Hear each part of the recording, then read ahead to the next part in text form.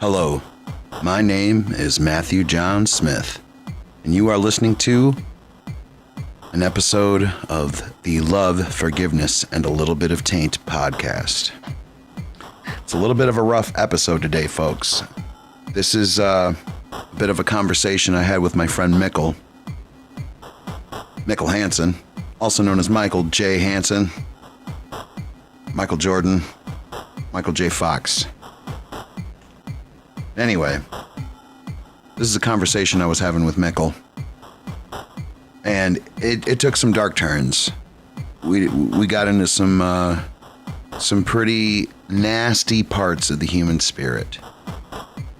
And I just wanted to give you folks a warning, because if you're looking to listen to this episode and, I'm going to have a good time, I'm going to have a great time, you're not going to have a good time. With that said, I still think it's a really good episode. So, in the future, the present is the past. And in the past, present is the future. And as a wise man named Kanye once said, I'm living in the future, so the present is my past. My presence is a present, kiss my ass. And in the present, there is an elephant in the room. Where in our past did we go wrong? Where we face the horror of a mass shooting on a weekly basis.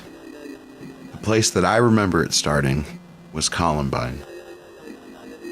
I was a kid when Columbine happened. I was a freshman in high school. And I remember the day I was sitting in band class. It was a little bit after lunch. And the band teacher sat us all down and he made us be quiet. He said, we're going to watch something on TV. I'm sorry. I'm paraphrasing, but that was the general gist of it. So he turns on the TV and there's, news broadcasts talking about a school in Colorado that had been shot up by students. Students had walked into the school armed with weapons and taken the lives of other students. And there was this awe that fell over the room.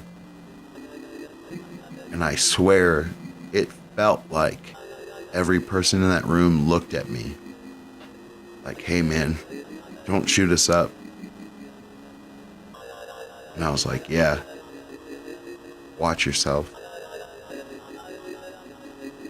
And it was a strange feeling to have because I lived in a world where all I understood was unmitigated hatred, some form of radical classism that I didn't understand, some form of radical sexism that I didn't understand, but I was indoctrinated into. And it fed inside me a seed of hatred. I don't know what those boys in Columbine went through or what they were really all about. And I don't care to, because their answer is not the right one. But I would be a liar if I didn't say that I understood that kind of act. I understood it. I knew why it was happening. I can't name it for you, and I would never do it myself, but I know why it's happening. It has something to do with our past. It has something to do with our future, and it has something to do with our present. It has something to do with the way we make decisions as individuals within this crazy, chaotic structure that we live in, and how it affects the people around us. And somehow, we're all responsible for growing this madness. There's an elephant in the room right now. Yeah, it's those little cumulative decisions. It's like I like the analogy of, every person in the world has their own little bucket. Yeah. You can choose to fill up your bucket with the most malevolent, resentful, hateful substances you can imagine, or you can choose to fill that bucket with, heroism and truth and order. And then every single person in the world, we all take our buckets down to the collective pool, and we all throw our buckets into the pool, and we all jump in it. Yeah, and that's the world we live in. And we know for certain that if we all make decisions that push it towards the malevolence and the hatred and the resent, we know what that ends up like. We know that. We don't know what the opposite ends up like. You can picture it, though. Well, I think that's what we picture heaven. I think that's where the ideal of heaven comes from. Or just the very concept of utopia. It's the problem with utopia. It's a subject Irene wants to tackle, for her to be like her theme in writing. If she ever were to write, she wants to write about utopia, and so she's asked me to collaborate with her over time. And so I've been thinking about utopia and what that means. And I come from such a skeptical place. Hello? I've been thinking about utopia a lot lately too.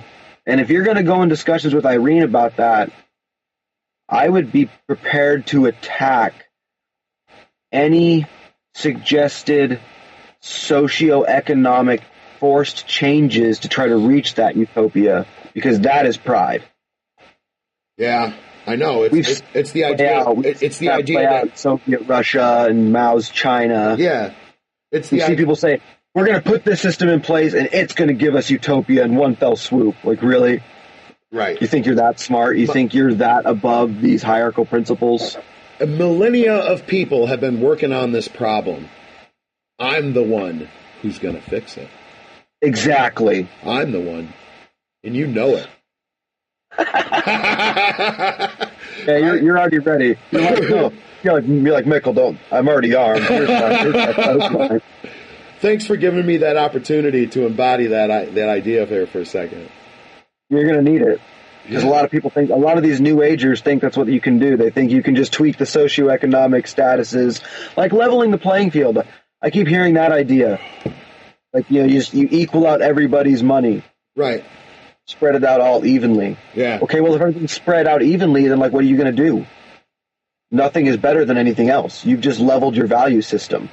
Yeah, I think the value system in general is a total crock of shit, but But what do you mean?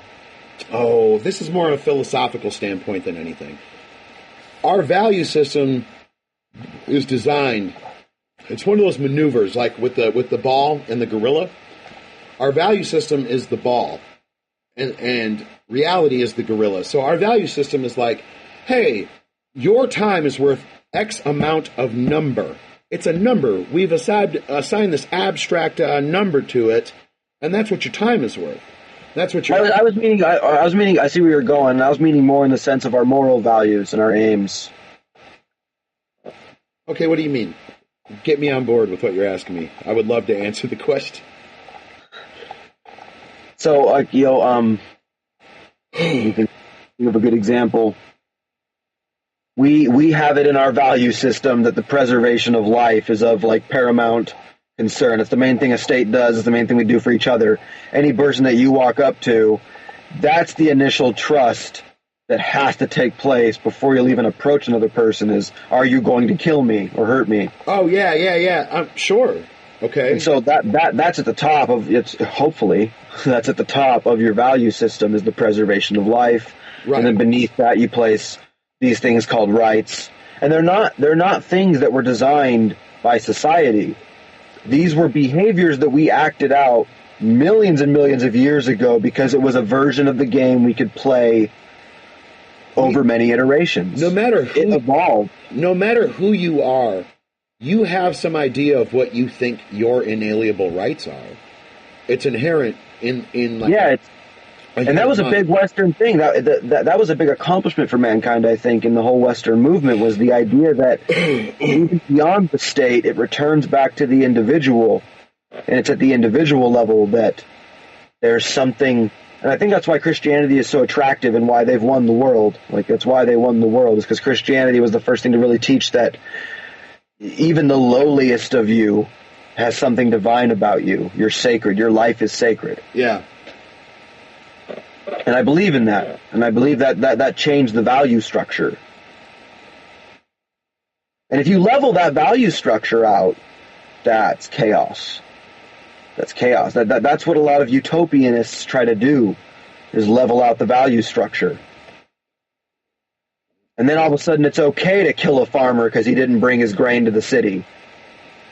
Why would that make it okay? See, I don't know how leveling the value structure then drives you to believe that then killing the farmer is okay.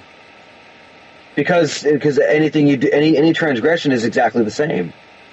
That's not true. You could. I actually don't think that leveling the value system. Leveling the value. That's such a loaded term. Like, what are we even talking about here? Are we talking about leveling the monetary value system? No, the moral value system. How do you level the moral value system? What are you talking? Why would you ever do that? By not prioritizing certain morals over others. Oh, I definitely think you should never level that system. Yeah, because it's moral relativism. That's what we're talking about, is moral relativism. Yeah.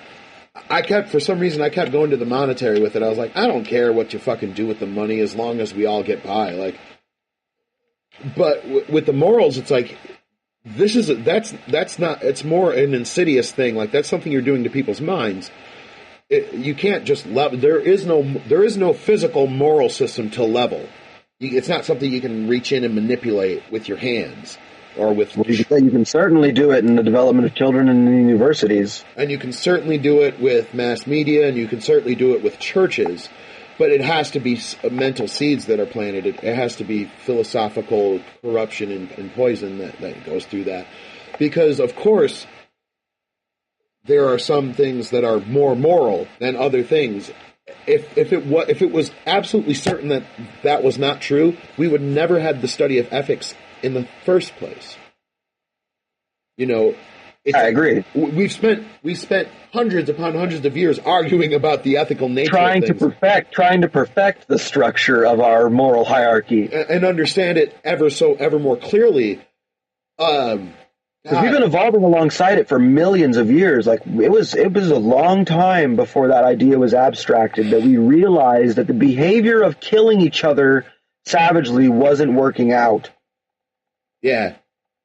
You know, I don't know if we have figured it out. Did we figure that out yet? I mean, have we figured that out? I mean, we got drone strikes and fucking whatever, you know. We just got really, like, classy with how we do it, and we hide it, and we, Okay, so... Well, yeah, there's still malevolence. I'm going to say the difference between now and the Dark Ages is now we know how to vacuum the carpet. Things have gotten immensely better. Like, don't get me wrong, I'm not being a pessimist. I think we're getting better at an exponential rate at making things better. Yeah, inherently, the opposite becomes true, though. So everything that you inherently make better can be violated in a way to make things inherently worse, and they're kind of happening hand in hand. Both things are going. I would say we're making things better in the sense that even if we're setting ourselves up for a course to destruction, right? Say that currently and in the past 100 years, we have minimized unnecessary suffering at an astounding rate. Sorta, yeah. I mean, like, I can't exactly disagree with that. It's just my intuition says, like, well, we've created a new kind of suffering. It was tit for tat. We've changed the face of what suffering means. I think a lot of certain kinds of suffering for people in the Western world have been mitigated from, like, constant physical suffering into this. Sure, yeah. In the Western world, our physical suffering has been mitigated into a kind of existential malaise. It's like, sure, you're not dying from your cancer pain most of the time. Even somebody who has cancer, they put them on painkillers and they try to manage it at bare minimum. So they're reducing the unnecessary suffering. But the byproduct of all this craziness that we call society is that there's this new kind of existential malaise where it's just so ever present. I think back in the Dark Ages, even though things were worse in a way, you could also just walk off into the forest easily. It was probably usually right there, or there was a lake nearby, and you just went and sat. You just went and played hooky for a fucking day, and they'd have to come looking for you if they wanted to find you. And if they didn't find you, no one knew where the fuck you were, and you could say whatever the fuck you wanted. And in that case, deceit, in the face of control, deceit sometimes becomes this sort of bittersweet option. Like, I know I'm sinning, but I'm sinning for good, or some stupid shit like that. And so in the face of oppression, it's like, all these things are subjective. Everything's, a tool. And it depends on what you do with the tool. You have your intellect, it's a tool. You could use your intellect to build wonderful things, or you could use your intellect to congratulate yourself into infinity, right? In the form of Or pride. you could use it to fucking experiment on human beings. Yeah, and commit some, atrocities. Yeah. Have you heard about Unit 731, I think it was? I'm not positive, but go on ahead and tell me the horrible story. Let's go there. You will never forget it. I purposely didn't watch that. It's not that I forgot to. It's that I didn't. I was like, man, I want to watch that, and I'm not gonna. I'm not in the psychological space to have whatever that thing is. I'll give you just a taste. Yeah, you can tell me about it. I don't want to watch it. One thing they would do, I don't know if there's videos of them doing it, because it was just back during World War II. And the fucked up thing is all these guys got pardoned in exchange for their research. Yeah. Remember that as I'm telling you this story. All of them got pardons and set free in exchange for their work. Yeah. Pretty much sends the message that you can do something like this, and as long as you learn something, it's okay. Yeah, in the name of science and control and power. Did you so find... one of the things they would do to prisoners is they would take them outside and they would put them in a position to where their arm would freeze in water, and they would freeze it solid. And there's even a description in the line that said, you will know that it is thoroughly frozen when you strike it with a pencil and it sounds like you're striking a wooden board. Yeah. So that's how. So then they freeze their arm that solid, and then they would pour hot water over that until it separated the skin, and they would repeat this, freezing it and pouring the hot water on and freezing it and pouring until it would separate the skin and tissue from their bones. And they did this in pursuit of treating frostbite for soldiers. That's just pure malevolence, though. Doing that aggressive experiment... Absolutely, it's pure malevolence. It's nothing but malevolence. Because there's nothing really to even gain from doing that. You know what it's going to do. God damn it! You're doing it just to know that you're right. You're doing it to know, oh, this is a way you can destroy a motherfucker's arm. You can do it just like this. Maybe one day we'll make a fucking cannon that shoots alternating fucking frozen water to hot water, frozen water, hot water, and just melt you. With water and a little bit of gasoline. Terrible. And then, that's one of the atrocities with 731. I heard another practice that was done at Auschwitz, and this one doesn't sound as bad on the surface. It's spiritually twisted. Yeah. And upon arriving at the camps, whichever one survived, because I've come to find out that a lot of them were clinging to the outsides of the trains and they froze to death. Yeah, died on the trains. A lot of them did. And the ones that did get to the camps, they were immediately set to work, and there was this banner over Auschwitz that said, quite mockingly, "Work will set you free." Oh, Jesus fucking Christ. And what they would do when they first got to the camp is they would be made to pick up these wet 100-pound bags of salt and haul it all the way across the camp and then bring it back and set it back down where you started. Yeah. And this isn't a gymnasium, it's a huge... Now you're covered in salt water that's sapping the water out of you. Well, it wasn't so much that, it was the futility of it. Yeah, no, yeah, of course.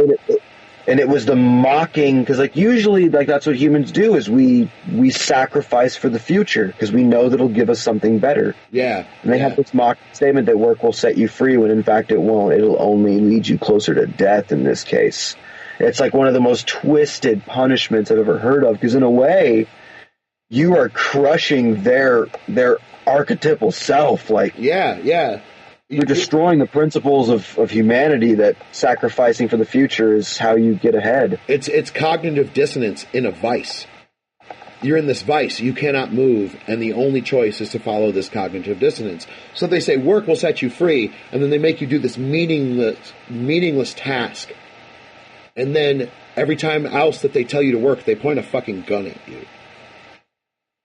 And so I know that this is only going to get me closer to death and that this is meaningless, but if I don't do it, I'm going to die, thus work will set me free, but it's not. And it's this, like I said, it's cognitive dissonance in a vice. They're just like, it's dark. Here you go. It's real dark. It's black magic on like the deepest level. I hate to go there, but like I don't hate to go there. That's what it is. Like the Nazis were real occulty and psychologically fucked up, and their whole. When you were talking about the Nazi doctors and the Nazi scientists that were pardoned for their work, I would like to bring up a little thing that you. They were Japanese. Oh, Japanese. Either way, it doesn't. The point I'm trying to get to is you should look up this thing called. Nazi doctors also pardoned for their work. Yeah, Operation Paperclip is what you want to look up. I think I've heard of that. Yeah, it's where not only were Nazi doctors and like Japanese doctors and scientists who did a lot of destructive work, not only were they pardoned, They all got exposed, didn't they? well, but they were also given free citizenship to the U.S. by the U.S. government. It was like a psyop, not psyops, but like a black ops. Oh yeah. That's what Paperclip was them bringing them in.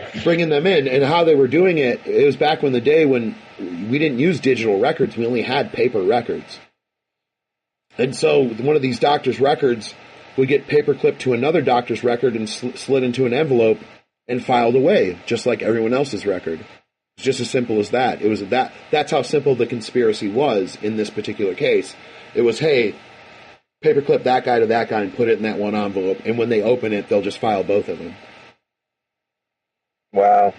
And then the Nazi doctors got into the United States, and that's how they helped create the MK Ultra experiments.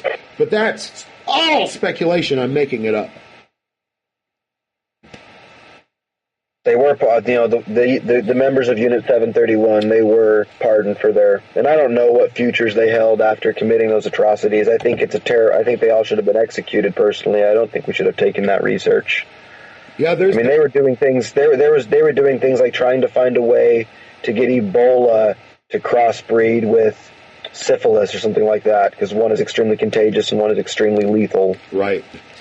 It's like, why? What kind of fucking evil is that? Burn it all down, man. Burn it all down. If I can't control it. I got heavily in, because I was a very young kid when the Columbine shootings happened. Yeah. I heard that all those 6 or 7 or something like that. Yeah, something like that. I wasn't even aware that it happened. Right. And so when it did, you probably remember it wherever you were at. I was about 14, 15. Yeah, so you were close to the age of the kids who were at the school. Yeah. But so I found out that there's a lot of information about those individuals available online. You can read the journals and the diaries of Eric Harris and Dylan Klebold, I think his name was. Yeah, Klebold. I say Klebold. I don't know why, but, it doesn't matter. Klebold, yeah. I've never heard it spoken, so I don't know. Me neither, actually. I have no fucking idea how to pronounce that. But I've read all of it. I read all their work. I looked at all their little drawings, and I was, man, it gives you the chills. Yeah. And you can see that thought pattern emerging. You can see how they didn't learn how to play the game, and so they were excluded from the game. Yeah. Which led to being resentful, which led to them being even stranger. Well, it's not just exclusion though, it's exclusion plus ostracization. Ostracization. You know what I mean? Anyway, go ahead. The ostracization didn't help. I saw an argument about that. A lot of people were like, oh, they were bullied. But professional psychologists, after reviewing everything, and it took years for them to finally put this all together, they declared that Eric Harris was a psychopath, like a clinical psychopath, from the get-go. From the get. And from a lot of the accounts from the students at school, they say, yeah, they weren't popular, but they were never picked on. Like, they had friends, they had groups. There was no claims that was the case. The place where people got that idea was from their diaries, because in their diaries they claim to be picked on and everyone thinks they're better than them and they don't invite them to anything. And for some reason that was their subjective reality at the time, that they were being picked on. Yeah, they're blaming, they're not taking responsibility. Yeah. That's all it is. They're not willing to take responsibility. They're not willing to confront that chaos. And that guy Dimitri Halley that I follow or Yeah, whatever. yeah, I remember him. One of his claims is that this is essentially a representation. These school shootings are essentially a collective unconscious shadow attack, you know, of our whole nation, of the whole Western mind. They manifest as this, like the thing you were talking about, essentially as a way to not take responsibility for oneself, as opposed to holding your own cross. You go down in a blaze of glory, making everyone else hold it. Do you get what I'm saying? Like they're not. I get what you're saying. I'm chewing on the idea. I'm picking the words. Yeah. No, that's fine. And I'm not necessarily articulating it very well, but the idea behind these school shooters is they most likely live in this state of denial where they just cannot carry the weight of their own suffering. Whatever that suffering looks like, it actually doesn't matter how big the suffering is or isn't. It's the fact that they cannot carry it. Yeah, they can't bear the burden of it, and so they lay it at the feet of society or their parents, or they just lay or at fate's feet, and that's when it gets to its worst, in my opinion, is when they decide that, you know what, none of this is worth it. Existence should not be. It is not worth existing because existence is only pain and suffering. Right. And when they get to that point, then they become genocidal, and they want it all to shut down. And they think, and like again, they think they are the judge who gets to decide who lives and dies in that scenario. Right. You know what's funny is Marilyn Manson. You read the writings of the Columbine shooters. That's exactly what they wanted to do. They didn't want to do a school shooting. They planned on just blowing the school up and taking off from there. They didn't intend on running through that school firing bullets. Right. Their bombs didn't go off, and so they started winging it. Right. And have you seen the security footage of it? No. It is strange. It is strange. You don't see anything really violent or gruesome in the security footage at all. Right. But what you do see is, you know, you do see the initial panic and students running, and it's really hard to make out what's happening. But you do see at the end of the video, their behavior changes really drastically, and they're not firing anymore. They're looking into classrooms and seeing students. Yeah. And they could easily shoot the lock and get in, but they're not. And right. and they had written out for a year and a half that they were going to do this. You know, they were going to enact this plan, and they wanted to kill hundreds of thousands of people and leave this massive impression. They wanted to steal a jet and fly it into Las Vegas or some shit like that. They wanted to do all these crazy things, and then they killed 13 people, I think it was, or 13, 16, somewhere in there. I can't remember. Yeah, it was in the teens. And then they just stopped. Yeah. And then eventually shot themselves. They even let a kid go that they had a conversation with. There was a couple kids they had conversation with that they let go. I mean, some of the other killings were just absolutely remorseless. Yeah. Well, like there's no. It's brutal. I mean, I would like to think that sobriety set in. I mean, they were high on this lust for this grand plan they were going to enact. You know, they had raised this false idol of this act. And they were high on this lust for this grand plan, and like once they started committing it, I would like to think that, you know, their consciousness actually, you know, took hold and was like, hey, like, what the fuck are we doing, dude? And they're like, all right, well, and then they shot themselves. They're like, and we're done. Yeah, can't do any more of that. You know, that actually is not something. You think they realized at the end that their game was not iterable? I would like to think so. I mean, that's a pretty idealistic, but you know. Yeah, it seems a little too optimistic. I mean, the optimistic is much harder to believe than the pessimistic in most cases. So, in the pessimistic point of view, then why did they stop? You know what I mean? Yeah, and I tried to find that out online, seeing if any psychologists have asked that question and got a sufficient answer that they felt confident about, because they have access to things I don't. Right. I can't find anything. But I am very curious as to what is there, like, you know, because if you've been wronged in some way, you think, or you didn't get ahead when you thought you should, you've made these mistakes throughout your life over and over and over again, you've made these mistakes, you've invited sin in at every opportunity, and it finally comes up and catches up to you. and you're resentful and you're pissed, you're wrathful, and you brood on it and you brood on it and you brood on it and you brood on it until you finally decide that existence is just not worth it, and so you're gonna fucking wipe it all out. When you go to actually enact that and you are wiping those people out, if even in like the depths of hell, if there's something if there's a light that'll always flicker on. Man, I hope so. In the individual. I hope so. And it's part of my belief structure that more or less that is unavoidable. That's just part of my belief structure. Now, I don't know if it holds water, but that's where I'm coming from. Like, they went in. I think it does hold water, because the idea that there's always the possibility of that light being there it's akin to saying the possibility of the ideal of God still being an option.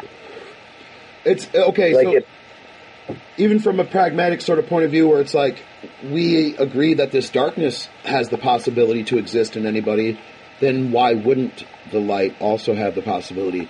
It would only, in this kind of world of opposites reconciling with each other, it would only bear to reason that also the light dwelled within everyone and had the opportunity to come forth. Oh, I agree. It's in everybody. I'm more interested in the almost fail-safe system that it decides to flash in the darkest moments. Right. And it might only be a flash, but that can ripple. It can ripple. Like, for example, Hitler killed himself. And in a way, that was him not taking responsibility for his actions. And in a way, that was him doing the world a fucking favor. That might have been the light taking forth and said, in this moment, this extreme thing is the only answer. Like, you have to fucking die. One of the mothers of the Columbine shooters, they both took very different angles in regards to their sons. And it's surprising because psychologists have agreed that Klebold, Dylan, he was a suicidal, depressive. Yeah. That was his makeup. And the other guy, Harris, was an actual, psychopath. Yeah. And the two of them created for the perfect, force to do that. It was actually it's really rare for there to be two shooters. And like the first one sort of played the submissive, influenceable, Yeah, exactly, influenceable. And there was even theories that at the end he didn't kill himself, and that one killed, Eric killed him and then killed himself. That was a conspiracy theory. There's a really interesting movie called Elephant by Gus. I've heard about it. Gus Van Sant. It's kind of hard to watch. It's not the best movie, but it's good. It's worth one or two watches at least. I saw one like it, but it was called, and it was a remaking essentially of the Columbine shooting. I forgot what it was called. I mean, that's what Elephant is. Might have been that. And it was. Is the kid's name Andre? What's that? Is the kid's name Andre in the movie? Maybe. I don't really remember. I just know at the end of the movie, the one kid kills the other, then kills himself. Okay, then I haven't seen Elephant. Yeah. Because Columbine was the elephant in the room for quite a long time. Ha ha ha ha ha ha. Terrible joke. I mean, that's why it's called Elephant, I'm sure. Oh, Jesus Christ. But no, so the idea that it's like a failsafe that can flick on in those dark, like the suicide is still it proves that it was just a flash.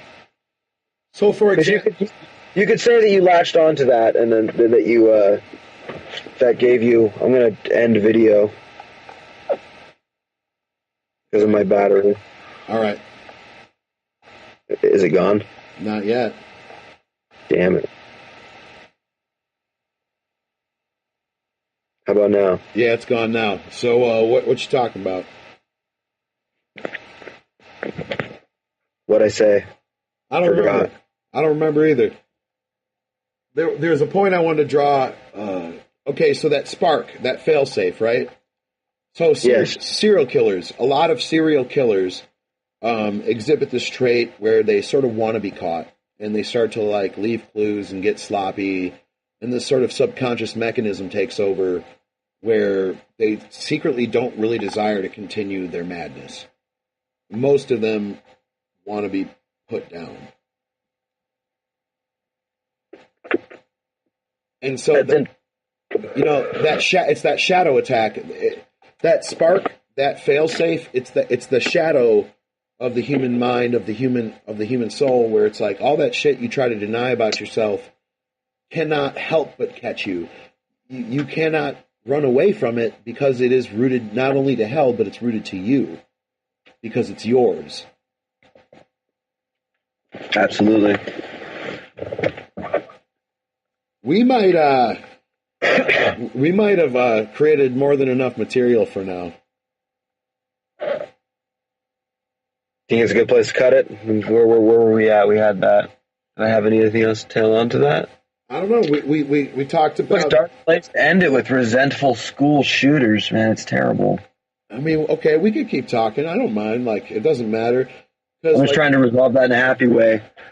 Because you think, like, if let's say hypothetically in the Columbine situation, let's say that flash, that fail-safe, that realization that you're on a bad, wrong path hits you after you've already committed these atrocities. Yeah, it hits you in the face like a ton of bricks. Like, and then in that moment, you know, what do? You kill yourself? Well, no, because that's the darkness creeping right back in, which means the light was only a flash. Like, what would it mean for that light to stay on once it flashed on? Would you then surrender to the police? Theoretically, go spend your life in prison and try to find meaning in that existence? You would surrender there would be surrender and humility.